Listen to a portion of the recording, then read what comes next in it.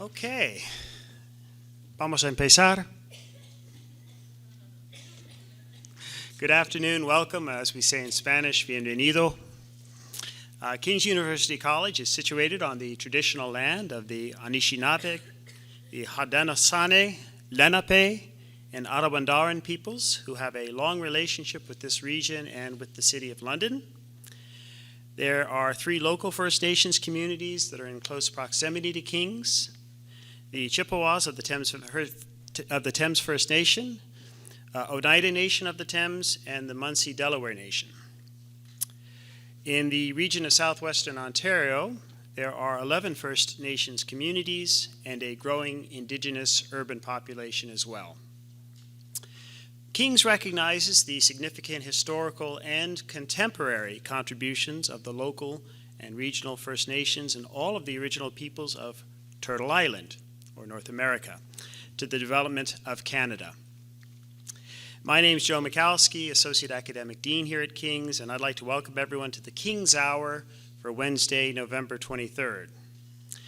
The structure of our monthly event has varied, but the basic format today includes a special talk by our guest speaker, which will then be followed by a question and answer period.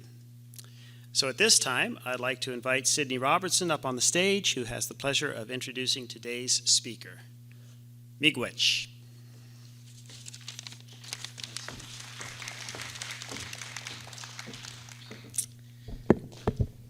Good afternoon, everybody. Today I have the great honor to introduce our guest speaker for today's King's Hour. Evelyn Encalada Grez is a sessional instructor, transitional community organizer, and labor researcher. For over 15 years, she has been working with migrant farm workers from Mexico and Guatemala in rural Canada and with their families in their home communities.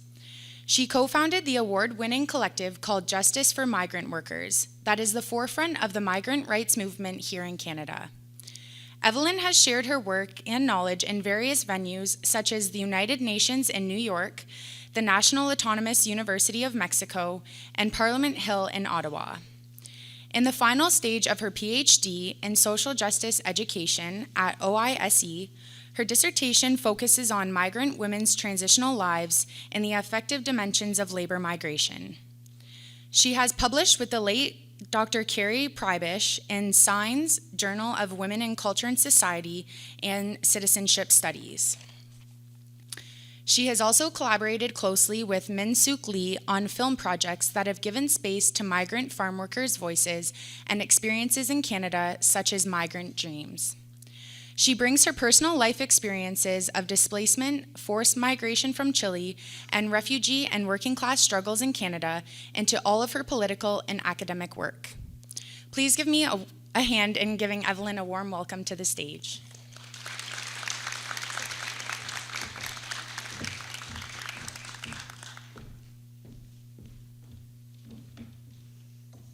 Thank you, everybody. I know you all have exams, essays, so I'm really honored that you're here to listen to a few things that I wanted to impart to you after 15 years of work in rural Ontario and rural Mexico and rural Guatemala.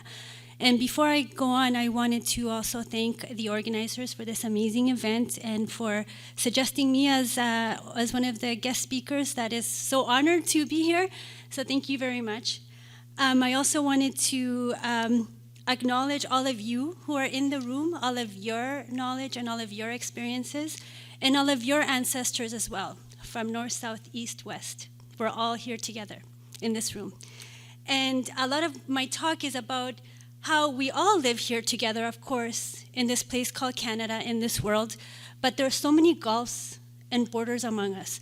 So I'm gonna take you onto this journey within 35 minutes. Sometimes I think, oh my goodness, I don't have anything to say, and then I usually go over the time, but I'm gonna try to stick to the time, and because I wanna hear from you. So let's start this journey. So when we think about the rural, we will all have different ideas of what the rural means. And usually some of these ideas we have in common. You know, we think about open fields, we think about food production. we have certain images of the rural that are very different from what we conceive of in our ideas of the city. Oh, I forgot I had this. And then this is a particular image that I found online of rural Niagara. So Niagara is also packaged with tourism, with bed and breakfast, with wine. So this is, the ideas of the rural that the Canadian government and the Ontario government wants us to see and think of the rural. And then sometimes parts of the rural pierce into the city. So this is a billboard from Toronto that was up for a while in Toronto, reminding us, to basically buy the local produce that that is grown in Canada, that is grown in Ontario. And then there's a place called Leamington. I had no idea that Canada or Ontario had a tomato capital at all. Has anybody ever been to Leamington? Ooh, wow. Does anybody live in Leamington? Okay, no, not me, but okay. So usually when I ask this question in Toronto, nobody knows that Leamington even exists. And then this is another image that I took in Leamington, and it has a particular image of a Mexican, a stereotype of a Mexican taking a nap by a cactus. And that's the last thing that the Mexican workers are doing there in Leamington, taking naps, especially in the middle of the day, and of course with a big sombrero and by cactus. Anyway, so when I went to Leamington for the first time in my life was in 2001, and I felt like I was crossing a border. I was crossing the border of the city to rural Ontario, and into a world that I didn't know anything about. And what I realized when I went to Leamington is that I was a body out of place, because I didn't look like many other people that lived in Leamington and in rural Ontario permanently. And then that's when I started to realize that, those ideas of multiculturalism that we think Canada is completely a reflection of only exists in certain pockets, and it also exists in a really problematic way as well, because it organizes difference and it keeps us quietly segregated from one another in many ways. And then I also realized that Canada is still very much a white settler nation, because we see that happening within many rural areas where we are seen completely as bodies out of place. And just when I thought I had made it into Canada, I finally asserted my belonging, because I was uprooted from my country when I was really young. When you are a child, the adults don't really consult with you and say, would you like to migrate to Canada? If you're leaving because of situations of war, if you're leaving because of situations of U.S. imperialism in the world, you have to leave and flee for your life. And many adults, many times, they're not consulted on where they're going to leave, where they're going to go, let alone children. And so I always struggled with, where do I belong? And just when I, asserted myself in Canada after being discriminated against, in my high school for being different, as in, being Latin American, being racialized, I was met with migrant workers face to face. I was asked by one of my friends, Chris Ramsrup, to go to Leamington and to cross the border from one world into another. And we were out there looking for migrant workers to talk to about the situation of 21 Mexican workers being deported to Mexico as a way to discipline them and to punish them for having a labor stoppage, for organizing a wildcat strike, a strike that that they undertook on their own without any legal permission to do so. They just took back their labor in order to defy their employer and the conditions of their employment. And when we all drove into Leamington, all of the greenhouses were almost like they were, shimmering within the moonlight. and for me, it was like I was like in a sci-fi movie. I didn't know what these huge structures really meant and what was happening within these structures. It was a really surreal experience. And then we did cold outreach, looking for migrant workers, meaning we were seeking community, but without knowing community. We were just trying to talk to as many workers who would talk to us. And there, that whole weekend, my whole life changed. And I realized that people who look like me, who look like my father, who look like my brother, who look like my uncle, if they're being treated this way, then I haven't made it in Canada. But then I also realized, of course, an injury to one is an injury to all. And if anybody that we're completely connected to for our survival, if we're connected to people who produce our food and who make our clothes, for instance, as well, who help us, have the basic necessities of life, if they're exploited for our life, then none of us can make it. This was not success at all. And I realized that I just couldn't, after that weekend of doing that cold outreach, after worker told me, "Señorita, we're like machines, but machines that are not allowed to break down. Señorita, we are treated worse, than animals. And señorita, the Canadians love their dogs more than they care about us." And I just couldn't just say, "Oh, I'm sorry, I have to go. The revolution in Latin America needs me." I realized that I live here now, and that our social justice struggles also has to consider the local as well. And whatever we do here, of course, has ripple effects everywhere else. It'll have ripple effects with the migrant workers and their families and their communities. So I ended up staying in Canada when I thought I was just gonna finish university and just take off to Latin America and seek belonging in Latin America after being uprooted from there. And then I've been fighting for 15 years to support migrant workers belonging into Canada, but migrant workers also, their visibility in the country. And over the years, one of the things that I've been having a really hard time with is, why is it that these borders among communities exist?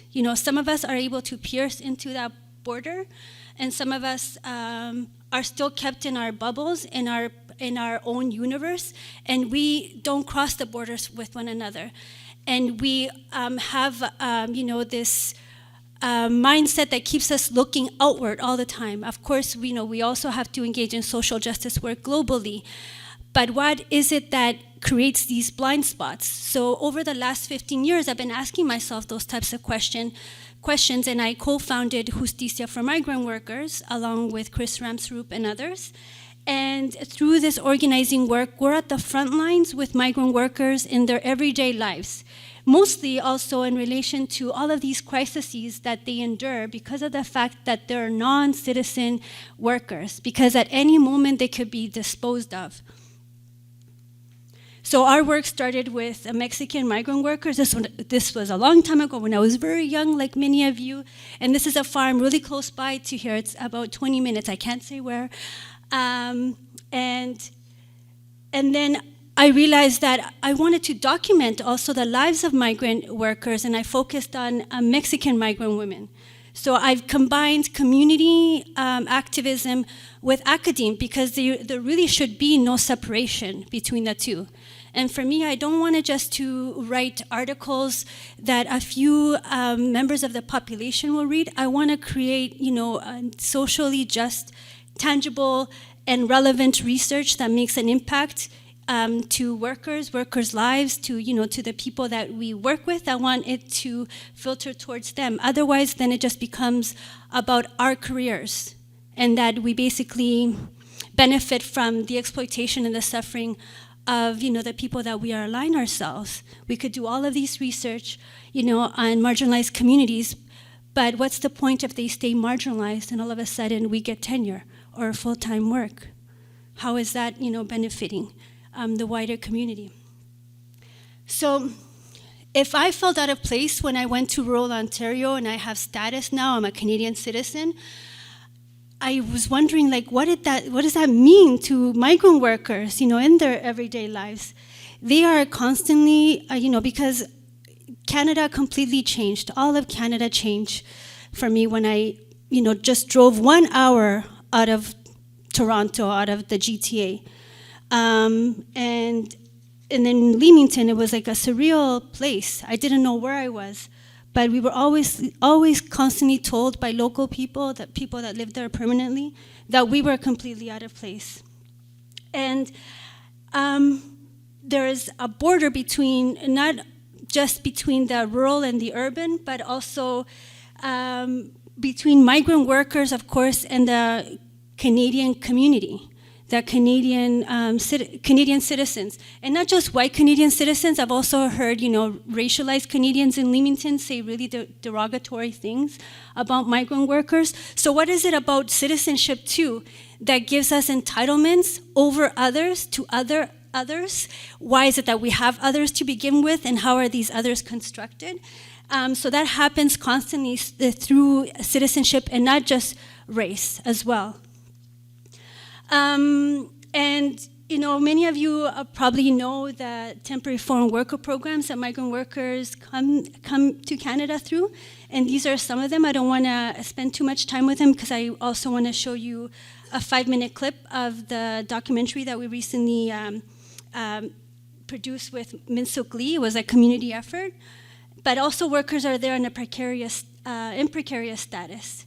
And these are some of the migrant workers that we do not see, but that we're linked to. These are the workers that make all of the flower arrangements for Mother's Day, for Valentine's Day.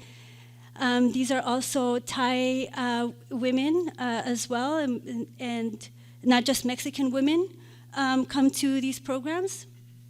And there are a slew of shortcomings around these programs.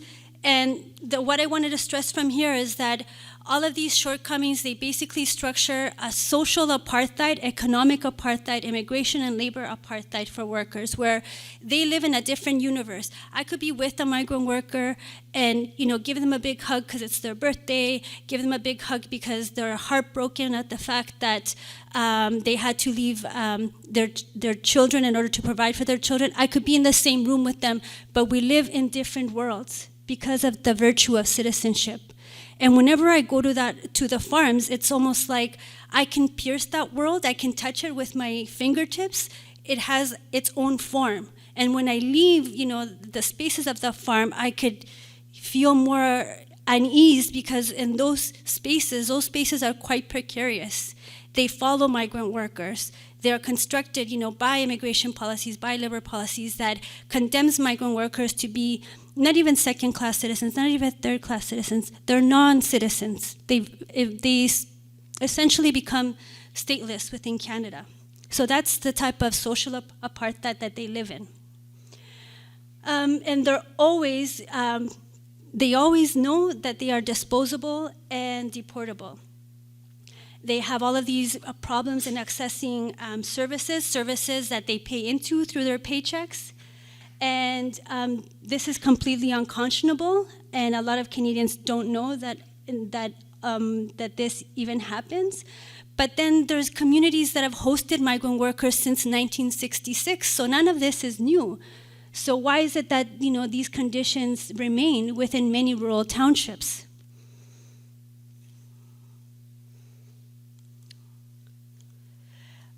One particular comment that one Guatemalan woman said to me is that after she noted all of these deductions from her paycheck under a different program aside from the seasonal cultural workers program, that is the flagship program, she said that I realize if I'm poor in Guatemala, I am also poor in Canada.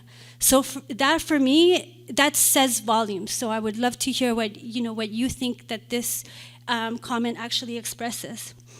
Migrant workers are hired on the basis of their third world condition, and that condition stays with them in the country, in Canada, because of the world that they live in. They live within the third world, in the first world, right? And now I just wanted to turn to the documentary so I can further take you into that world that I'm trying to explicate, and then I will get into why is there this rural and urban bias, this urban bias and rural erasures.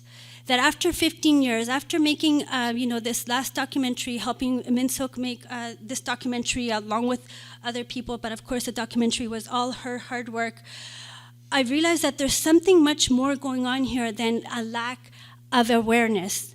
That that these erasures that are created and these borders that are created with us and migrant workers, us as in citizens, us as and them as non-citizens, is not anything accidental. It's something that is well constructed. So come with me to other parts of rural Ontario through this clip of Migrant Dreams.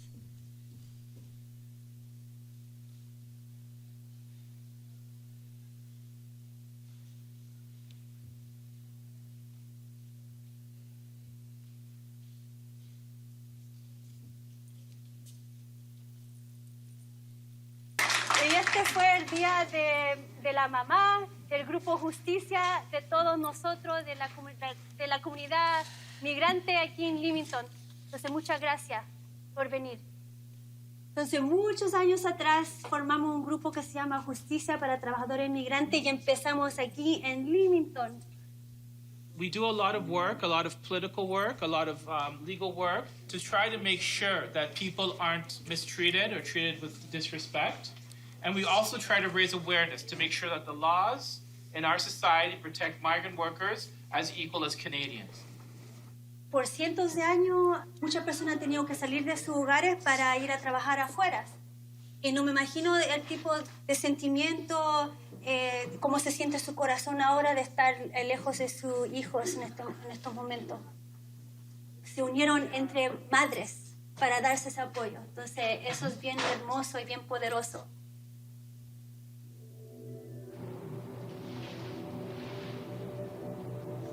So we're going to this one farm that is known to have really horrible living conditions for workers. Housing is a huge problem for migrant farm workers.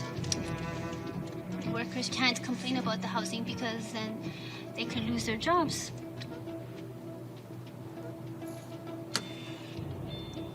But the main thing is to make contact with the workers, establish connection. Hola. Hola, mucho gusto. Hola.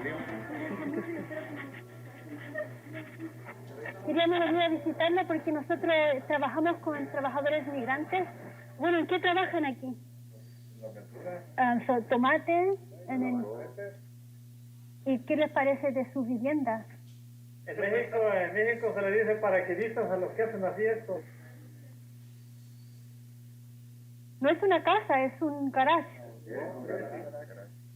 No, porque cuando ya nos vamos la ocupan para guardar herramienta o lo que es jardinería, en cuando me caja jardinería de los pastores.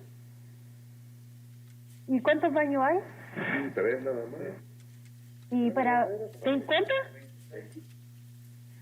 Ay, Dios mío. Pero entonces dice que está bien.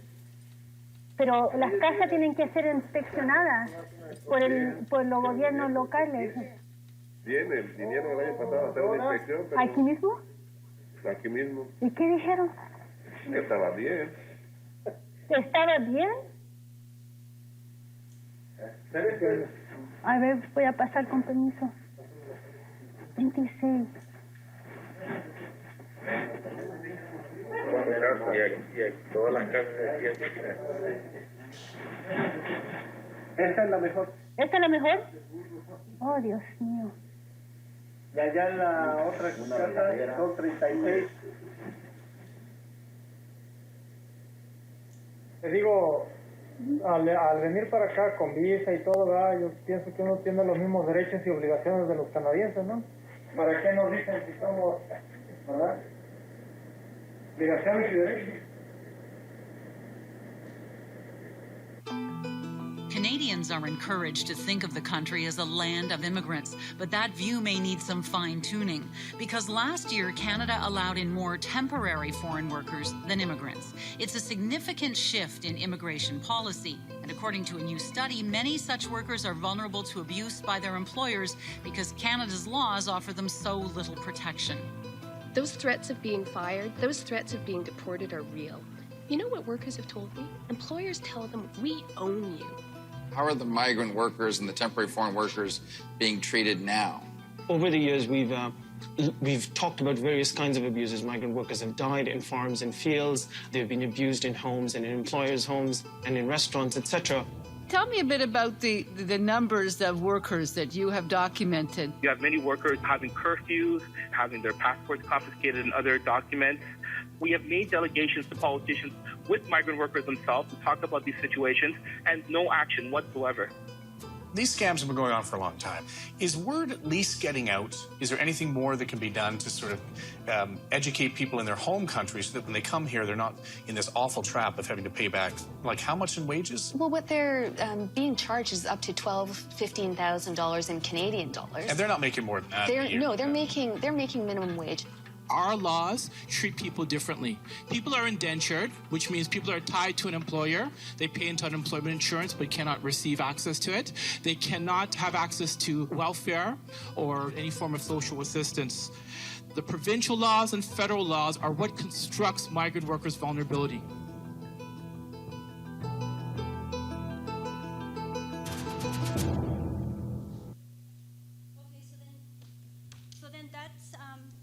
One of the images or one of the parts of Migrant Dreams. And just give me 1 second so I can get this technology working again. But I'm going to step away from it so I can go with the flow. Oops. Okay.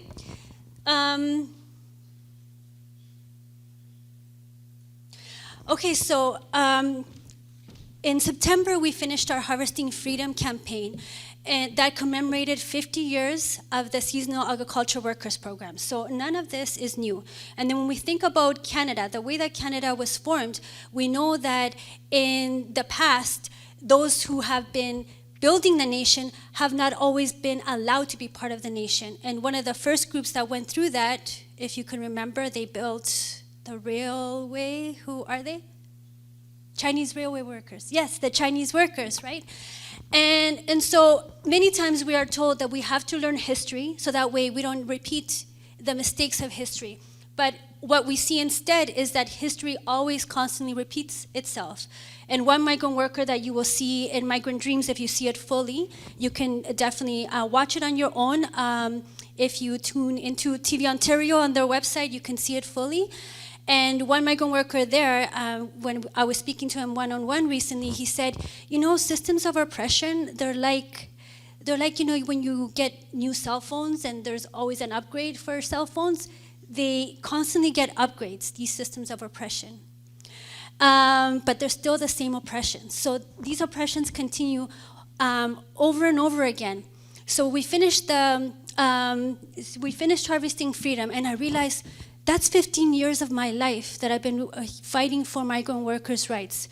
We've done this, we've done that, we've gone to the Human Rights Tribunal, we've gone to the United Nations, we've published, we've made El Contrato, the first documentary that Minsuk made. We supported that as well, so that way we can help to raise awareness.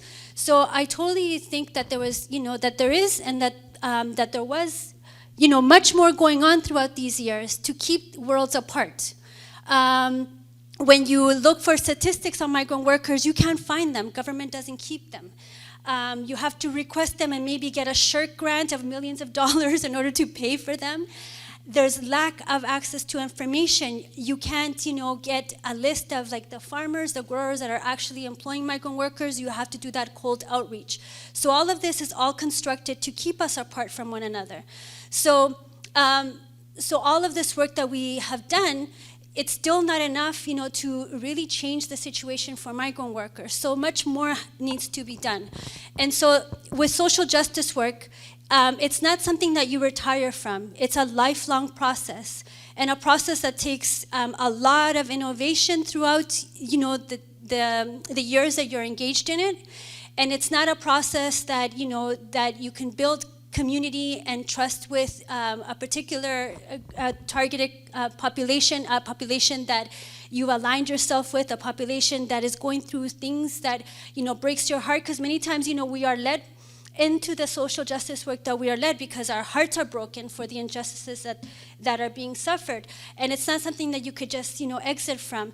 And along the way, we have to come up with multi-pronged approaches to affecting change. So in my work and Justicia's work, we've turned to academia, we've turned to, politics, we've turned to, outright organizing, and taking to the streets, going to Ottawa. We've done it all. So there's much more that's happening here. It's those power structures that are keeping the pillars of oppression alive and strong. So that way none of the power structures could be dismantled. So I really feel that we need to see the systems of oppression that we all study in school. Peggy McIntosh's work. The work of Black feminist scholars talking to us about interlocking systems of oppression, to remember that these interlocking systems of oppressions are systems of divisions that keep us from one another. And we also teach our students to be global citizens, but being a global citizen starts with knowing your local geography and knowing who's here first, building from where you're at, and then, emerging into that more expansive global citizen. How can we be global citizens if we don't even know who's living in our community? That we don't even know that there are migrant workers living in our community. And I've seen this time and time again in many rural communities where I'm the one talking to, the Canadians that have been living there with migrant workers as neighbors, but have never in their life has said, hola, hi. Never. And then after I tell them everything that they go through, I've seen these Canadians again, the ones who are living there permanently, local residents. I don't want to create more hierarchies, but these hierarchies are real. That's why I'm also naming the Canadians as Canadians in these communities. And then I remember a woman said to me, Evelyn, if it were, now because of what you told me, I am acknowledging migrant workers. And I'm like, I had to drive all the way from Brampton for hours to remind you that your neighbors are human beings, are people. And so even neighbors are kept apart from one another.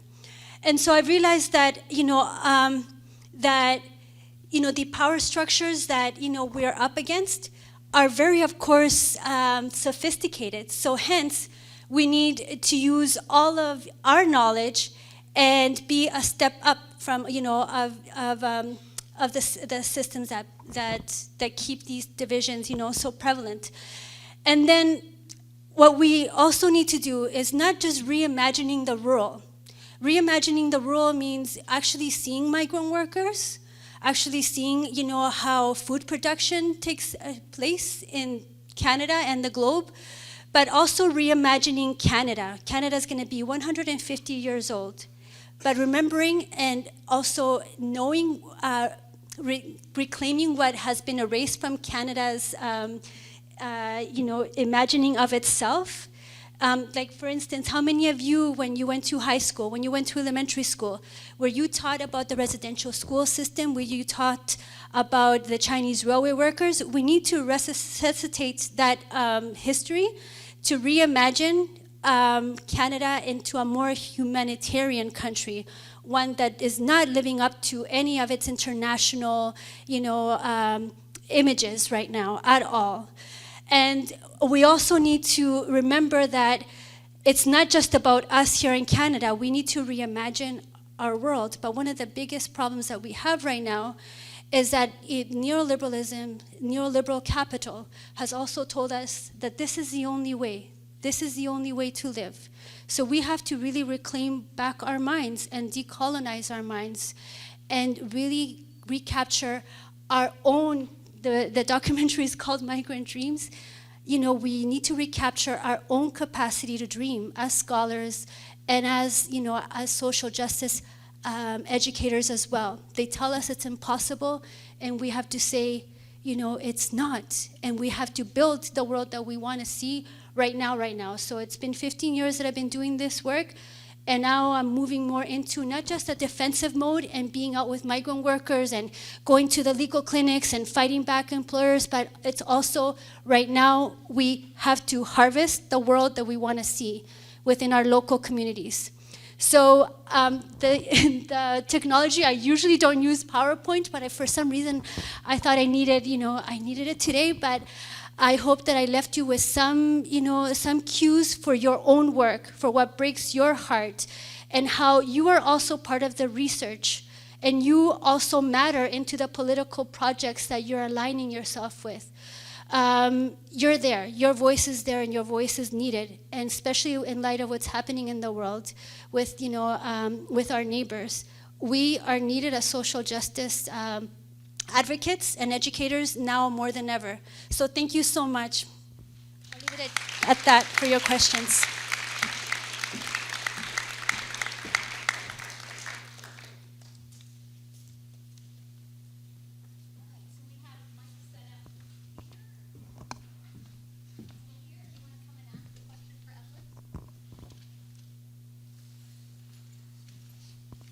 There were some images of this in the slides that I didn't show, but maybe any of those issues may come up in Q&A, and I'll show them. Thank you for your inspiring presentation. I'm just wondering, is it really about rural and urban, or is it about the citizen and non-citizen? Because there's first world conditions in rural Canada, and there's third world conditions for some people in rural Canada. We know racialized communities all over Canada right now are facing discrimination, as well as their foreign credentials not being recognized.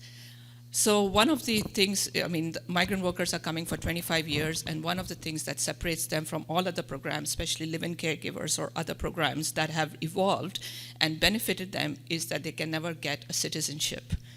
And I wonder if Justice for Migrant Workers is looking at the systems of oppression at the policy level.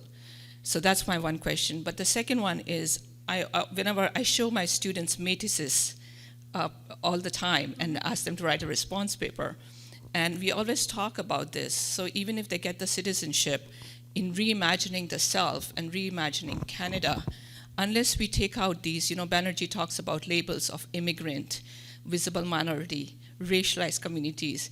How do we get our students to really look at those labels and deconstruct them, because that really reinforces the self and the other, the citizen and the non-citizen?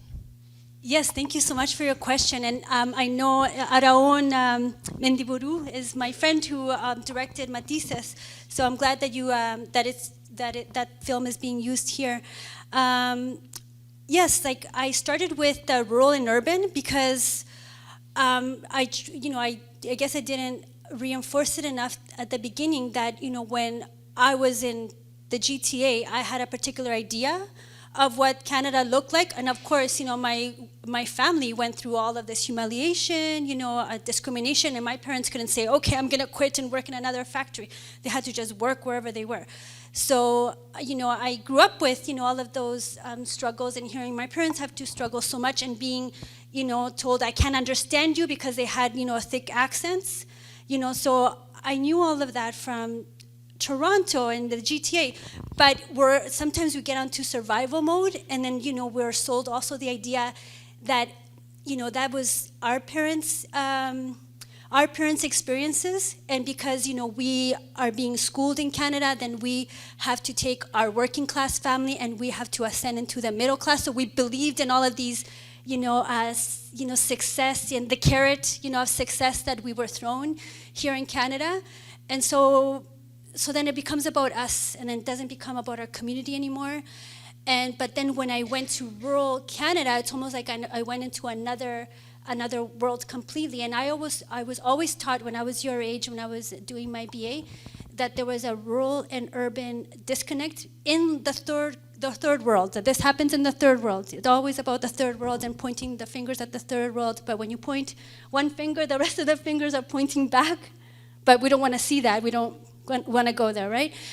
And then I realized, of course, that exists here. And why is it that, that Canadians take out the Canadian flag, put on their Canadian T-shirts, and celebrate Canada's multiculturalism and human rights record when our human rights record is not very good?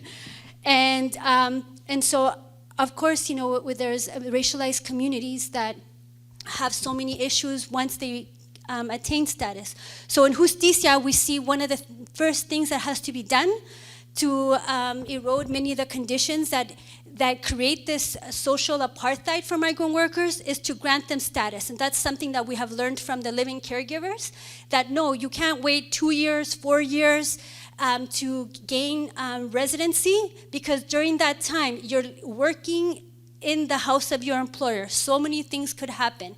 With migrant farm workers, they live in the same property as their employer, but they don't live in the same home. So we know that, so many abuses could happen and have indeed happened in the lives of living caregivers. So we've learned from them to ask for status upon arrival. And then I also, struggle with these categories that we use. Even here, I was othering myself as well. But we need to have common language in order to know what we need to change. And I'm using that language too is because Canada and our society is differentiated that way. And now more than ever as well, especially, during the time of the last election here in Canada, migrant farm workers, migrant workers in general were being pinned against Canadians. They were being pinned against young workers. And I don't know anybody here preparing to work in a greenhouse after you work really hard in your BA? So, so then there was all of these ideas that the Canadian youth are going to be undermined by these programs. But, the Canadian young people are not competing for the same jobs that migrant workers are doing. And so those categories become, of course, mobilized, and they become really real. And they've been mobilized, of course, in the US as well, recently, like as we have seen. So I feel that we need to still use those categories to denote differences that we want to change. And perhaps now we need a new vocabulary more than ever, so that way we don't stay within, that language, so that way we come up with new vocabulary to unite us more, because obviously we have more things that unite us than divide us, for sure. So I'm still exploring that, and I think a lot of us would want to also maybe perhaps meet and explore, alternatives and, different tactics and different vocabulary that is more unifying. But, how could you not talk about white supremacy? How can you not talk about white privilege? How can you, because all of that is real. But then what's the other language that says, okay, we know this, so how do we build from there? How do we build those alternatives? What's a language that's going to, bring in more people into the conversation? So I hope I made some sense there.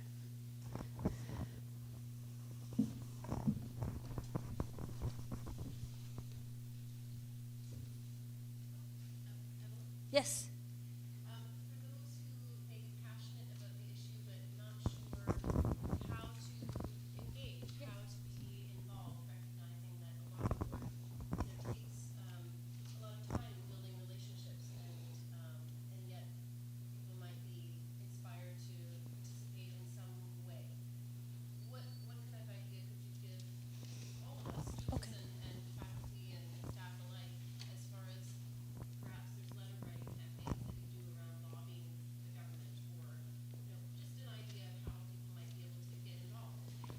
Oh, great question. For instance, one of the first things that you could do is go to harvestingfreedom.org, and there's a petition that you can sign. So use your citizenship rights, because migrant workers are not being courted by politicians, but you have that weight. So again, we're using our citizenship, our privileges, so that way we can lift everybody up in our community. So don't be ashamed of that. I think about, okay, what are the privileges I have? I could rent a car. I could go in and out. I have privileged mobility. I can go to the communities in Mexico, but I'm not there, in Cancun and sunbathing. I'm there in the communities, with migrant workers and their children.